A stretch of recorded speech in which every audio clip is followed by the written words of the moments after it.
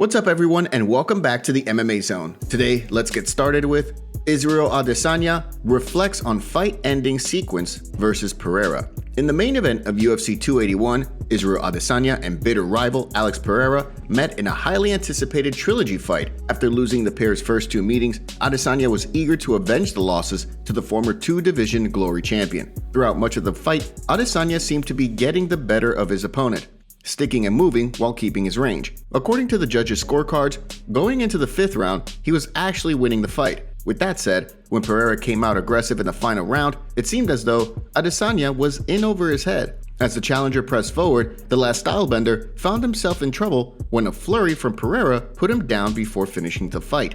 The way the former champion sees things, referee Mark Goddard didn't give him enough time to recover and work his counterattacks. Speaking during a recent appearance on the MMA Hour, Adesanya explained that he was waiting for Pereira to gas himself out so he could strike while his foe was tired. So when he jumped in, I'm like, I'm fine. I was like, oh, I literally was just disappointed. I was like, I'm fine. I was just waiting for him to gas out so I can do my work. I was gonna take him down and then beat him up again.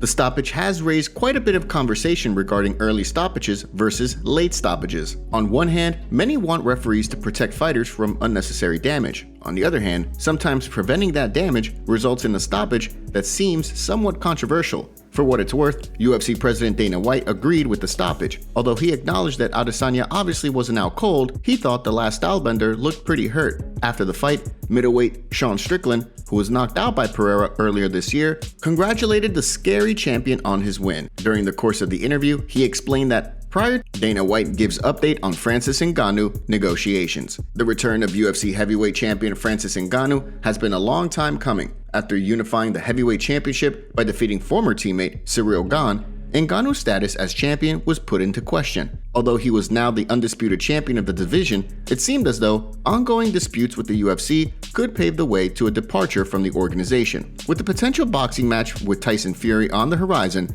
Ngannou was suddenly in a fight over his very future with the promotion. If he wasn't allowed to participate in a boxing match with Tyson Fury, Ngannou's time with the UFC could have come to a very ugly end. It then sounded as though cooler heads had prevailed, and the UFC was looking to book the champ to fight former pound-for-pound kingpin Jon Jones for the end of 2022. Fast forward to the present, and Ngannou is still not ready to return from knee surgery. As a result, a potential showdown with Jones has been pushed off until 2023 while the champion recovers. In the meantime, however, it sounds as though the Ngannou contract issues with the UFC are far from a distant memory. During a recent interview, he revealed that although he and UFC President Dana White are, quote, cool, his concerns over the promotion's contracts have not been satisfied. Following UFC 281, UFC President Dana White weighed in on the situation, saying, I don't know how that's going to play out. Listen, we've been very patient in this whole thing and trying to get something done with them, and we'll see how this thing ends up. So far, no response yet from Ngannou. However, with he and the UFC seemingly nowhere close to finalizing a deal, it'll be interesting to see how the promotion handles things.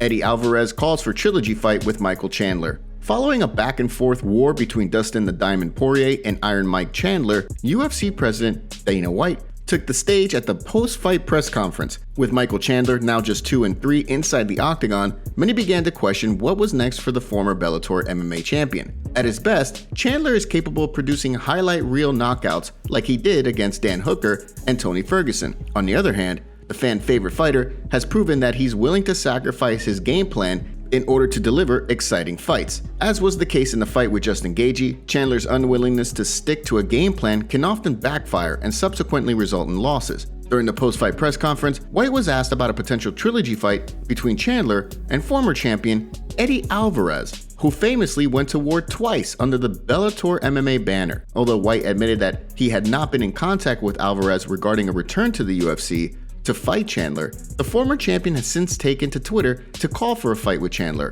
The two men have fought twice before in Bellator, and the pair's first meeting back in 2011 at Bellator 58, Alvarez was submitted in the fourth round by Chandler in a 155-pound title fight. 2 years later, Alvarez would get a chance at revenge when the two met at Bellator 106. In that fight, Alvarez was able to pick up a split decision win to reclaim the Bellator title. Do you think the time is right for Alvarez to return to the UFC for one more showdown with Chandler? Give us your thoughts in the comments below. Before we continue, make sure you give that like button some love and be sure to subscribe to the MMA Zone for all of the latest news. Justin Gaethje wants rematch with Oliveira or fight with Fiziev. Justin Gaethje is eager to return to the octagon and get another win under his belt after suffering a first-round loss to Charles Oliveira in the main event of UFC 274 earlier this year. The loss marked the second time Gaethje has come up short in a title fight. However, he isn't going to let the stat deter him from his ultimate goal. On the heels of an arguable Fight of the Year contender between Dustin Poirier and Michael Chandler on the main card of UFC 281, Gaethje revealed that he believes he's only 2 fights away from securing a crack at recently crowned champion Islam Makhachev. In order to get there, Gaethje has 2 potential opponents in mind, Charles Oliveira and Rafael Fiziev. He spoke during the UFC 281 Media Day to explain why. They both make just as much sense to me right now. I need 2 wins, doesn't matter who. They're going to be big fights. I don't want to fight just anybody, obviously, but yeah, both of those guys are possible fights for my next fight. But since Charles Oliveira lost his bid for the vacant title in Abu Dhabi, he has since explained that he wants to take some time off before returning to the octagon and beginning his climb back up to the 155-pound ladder.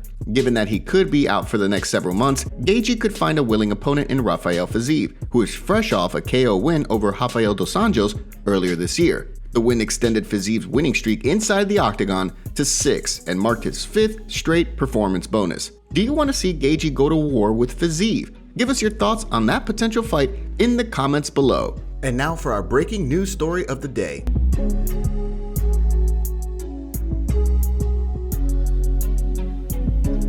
Henry Cejudo wants Zhang Weili to avenge losses to Rose Namajunas. In the co-main event of UFC 281, Zhang Weili managed to secure the women's strawweight title once again when she defeated Carla Esparza via a second-round submission. After the win, speculation immediately began to fly as to who the newly crowned champ may defend her belt against. With Esparza most likely not getting an immediate rematch, talk shifted to other contenders.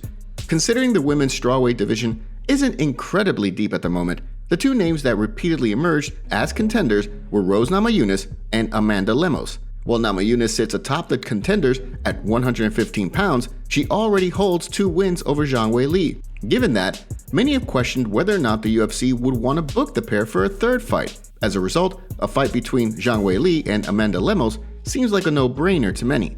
According to former 2-division champion Henry Cejudo, however, he believes Zhang Weili, who spent time training with Cejudo at Fight Ready MMA in Arizona, needs to avenge her losses to Namajunas in order to close the book on their rivalry. He spoke in a recent YouTube video to explain the situation, saying, I think the more dangerous fighter for Zhang Weili, I think is Amanda Lemos.